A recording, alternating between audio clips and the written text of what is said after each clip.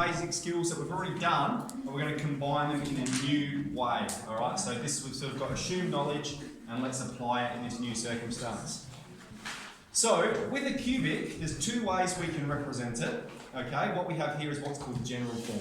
Okay, it's fully expanded, and we can see it's a cubic because the leading degree is a power of 3. Okay, the highest degree, that's what we call it, the highest power, the whole way along the expression here is a power of 3. We can factorise it, okay, and so we can represent it as linear factors. And because it's a cubic, there's 3. We saw quadratic 2, and we can anticipate quartic perhaps 4, potentially 4. So, what we're going to do here is we need to represent this is in linear factor form, we need to represent it in general form. So we just need to fully expand it. And so that just means we need to do FOIL a couple of times.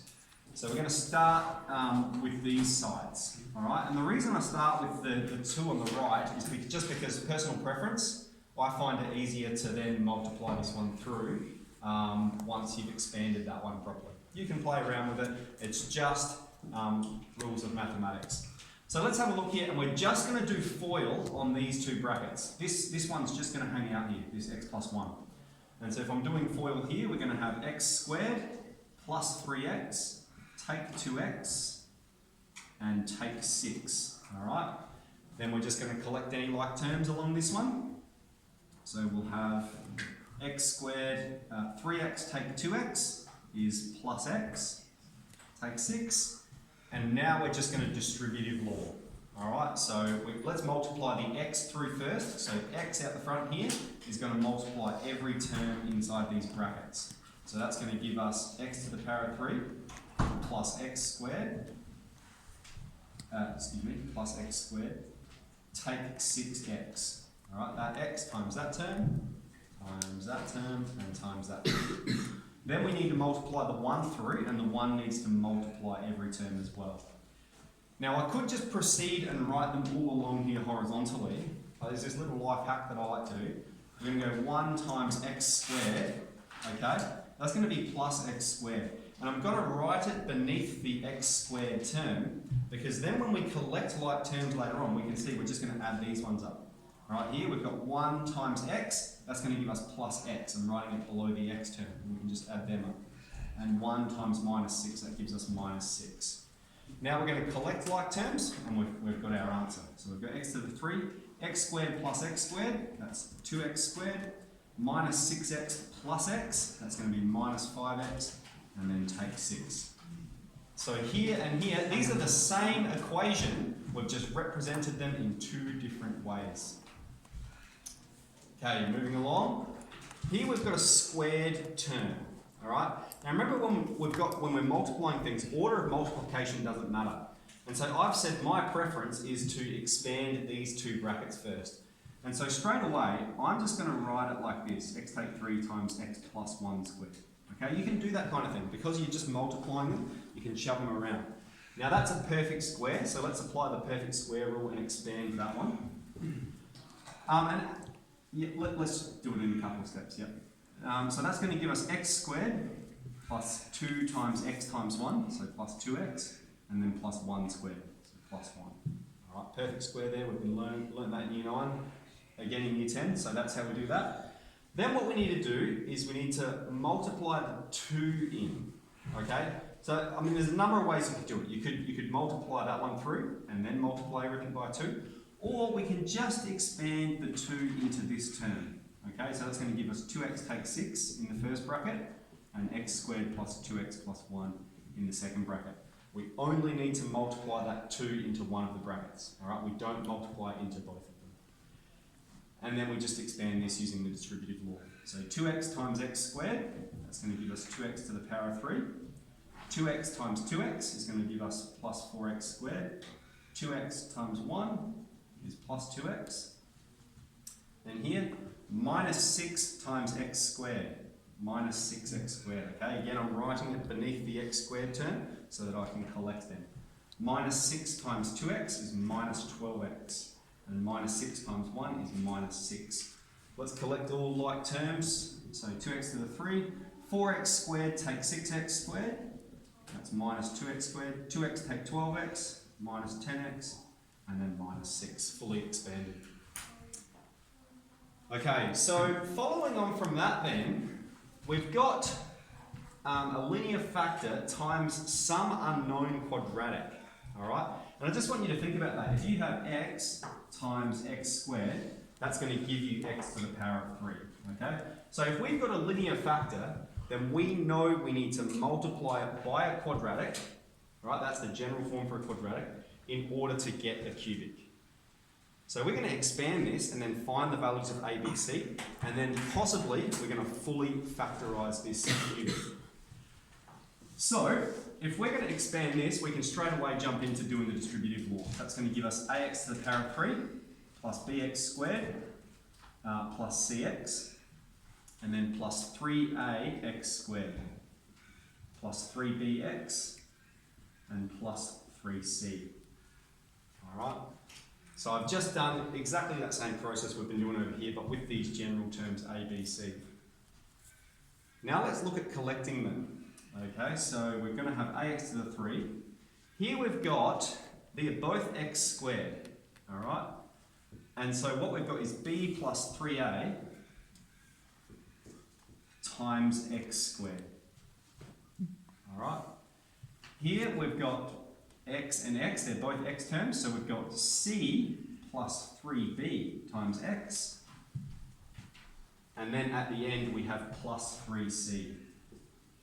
Okay, and what I'm going to do, I'm going to write this equation that it's equal to beneath it. Alright, so remember we've got this equals this, we've fully expanded it, so now this still is equal to this, it's still an equality. So beneath it, let's write what we've got up here. Take 3x squared, take 12x, and plus 15. Alright, so what we can see there is ax to the 3 is equal to x to the power of 3. Alright, those two terms are equal, so that means a is 1. Here we've got b plus 3a times x squared equals minus 3 times x squared.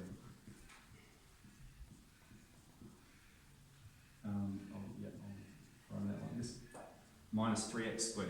So that means b plus 3a equals minus 3. Alright, now we've found a is 1. So we're going to plug that into here. So we've got b plus 3 times 1. So that's going to be b plus 3 is minus 3.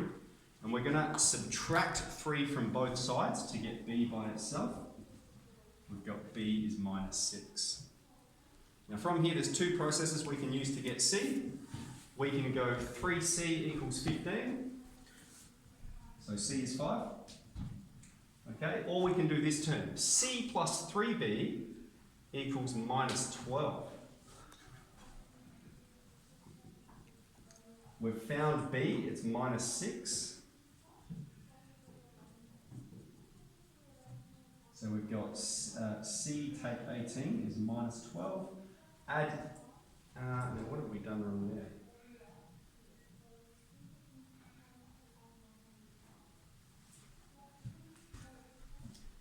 Three c is 15. C plus 3b is minus 12.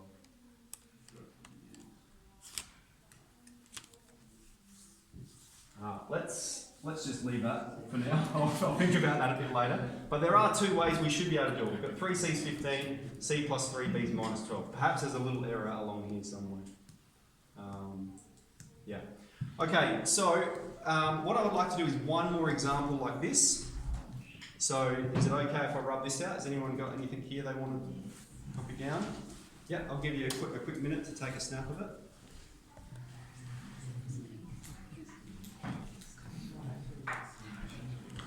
It's your calculator, isn't it?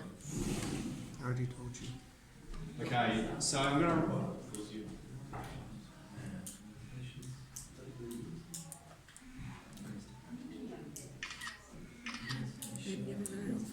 Yes, I do. Okay. Let's move on. Alright, so this one, so this is question 2, example B. we've got x take 1 times ax squared plus bx plus c is equal to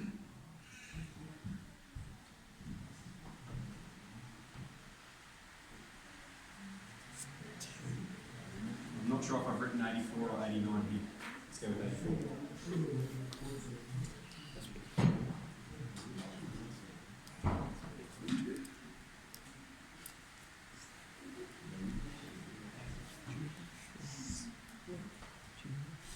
Use some Brisbane.